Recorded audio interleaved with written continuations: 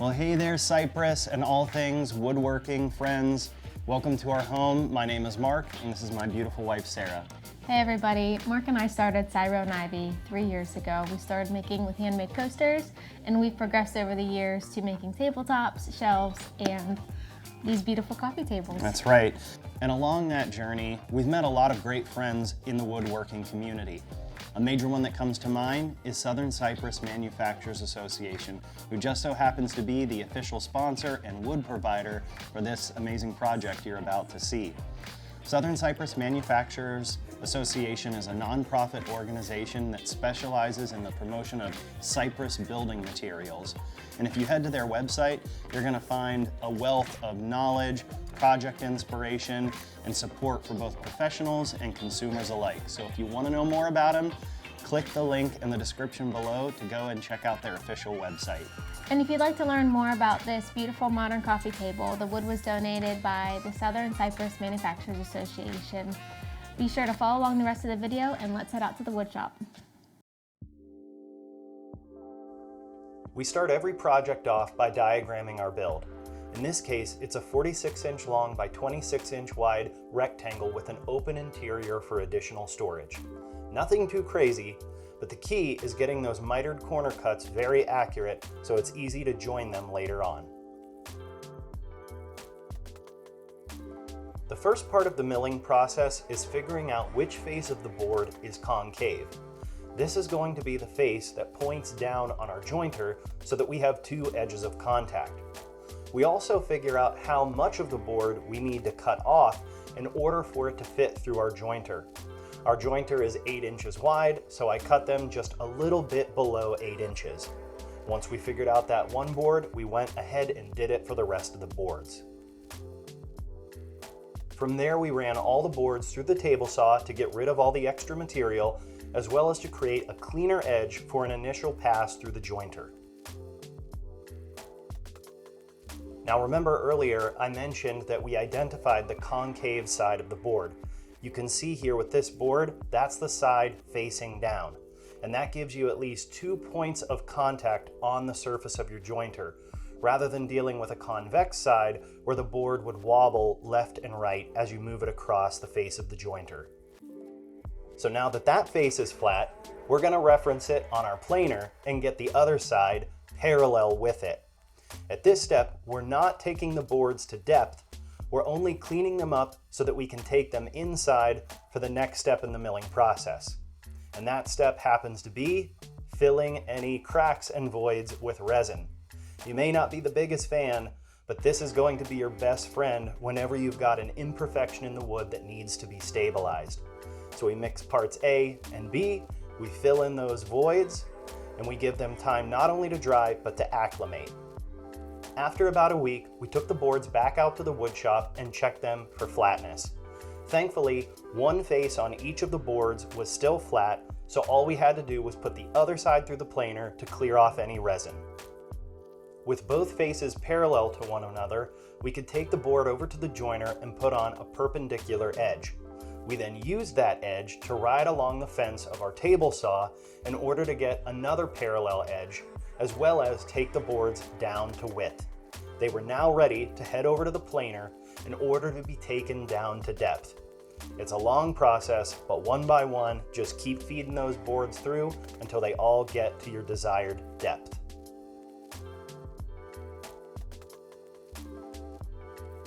Since we use high quality wood that's been properly dried and jointed, we don't worry about alternating end grain.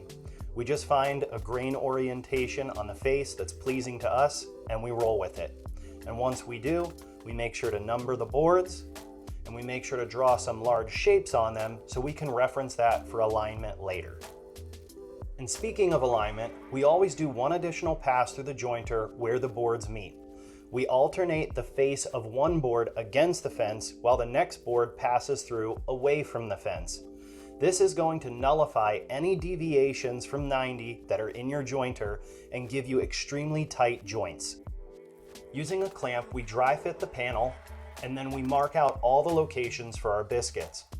Using our biscuit joiner, we align it to those lines and make perfectly placed holes. When it comes to officially putting the panels together, it helps to have a buddy, especially if you're putting more than 2 boards together. It gives you time to put on the glue, spread it, add in your biscuits, and then actually start to put the panels together. Having a second person helps you hold one in place while you tap it into place with a mallet. We then added our parallel clamps and additional clamps as needed. After 24 hours, we removed the clamps and hit the top and bottom of each panel with 80 grit sandpaper. This removes any bumps or snipe so that everything is perfectly flat when we cut it to length. To do that, we used our trusty track saw. I say trusty with a little caveat though. While we trusted it to do our 90-degree cuts, we didn't fully trust it to do our 45-degree miters. And that's why after cutting all of the panels, we took them over to our friend Simon, who has an amazing SawStop table saw with a cross-cut extension. He was able to make all of our 45-degree cuts for us with ease, and as you can see, they came out beautifully. They were accurate and they were clean, exactly what we wanted. What's more, because the cutoff pieces rested on his saw afterwards, we were able to save them for something you're going to see a little later. Because this coffee table is going to have inside corners, we decided to sand all of the inside faces up to 220 before joining them. We knew if we didn't do that and we sanded them later, it was going to be much more problematic to sand all the way into the corners. We didn't want to have any markings on the faces from the sander running into them, so we took care of that ahead of time. Once that was done, we did a dry fit and assured that all of the edges were 90 degrees to one another, and we then marked lines for our biscuits. This is essentially the exact same process we did earlier when joining the edges of each board.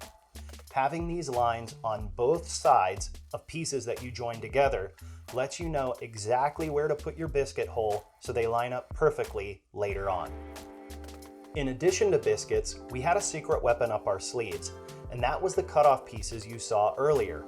When attached to the faces of the panels, they create a 45-degree surface that's perfect for clamping. So we attached those to each side of each panel using hide glue. If you don't know, hide glue, unlike normal glue, can be removed with heat and enough force. So at this point, we used glue, biscuits, the buddy system, and a lot of patience to put everything together. You can see how clamping those cutoff pieces easily allowed us to hold everything in place while fitting it snug. Before doing a final clamp, we then checked the inside corners to make sure they were at 90 degrees and adjusted everything until they were perfect. Once they were, we added all of our final clamps and did a final tightening. It always takes more clamps than you expect it to.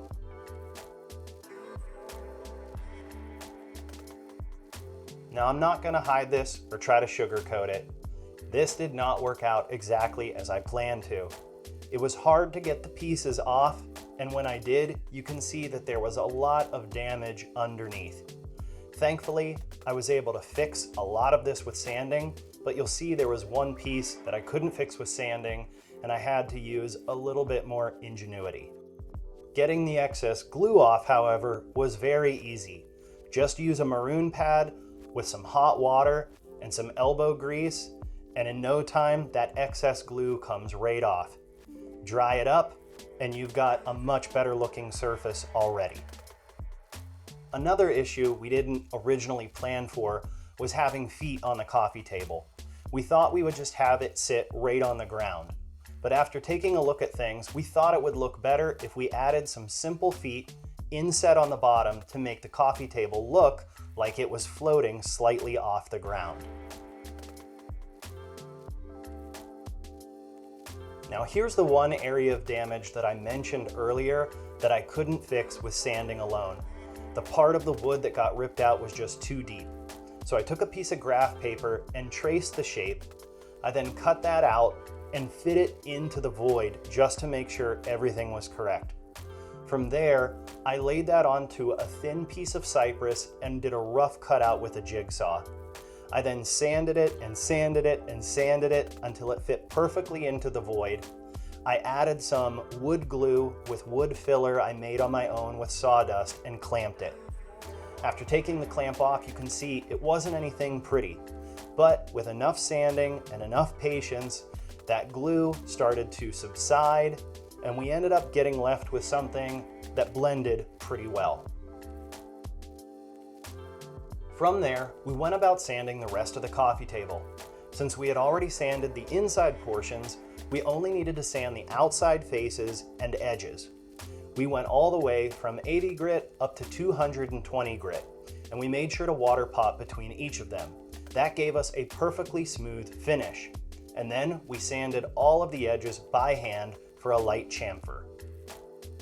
With that done, it was time to attach the feet. We used these two pieces of waste material to get consistent placement without having to put any additional marks on the bottom of the coffee table, and clamp them into place to dry. And once they did, we went ahead and added our top coat. That's right, we didn't mess around with the stain, we didn't do any Rubio. We just wanted to enjoy the natural look and color of the Southern Yellow Cypress that was supplied by Southern Cypress Manufacturers Association. That's why we used a water-based poly to minimize any color addition while still giving it a tougher top coat finish.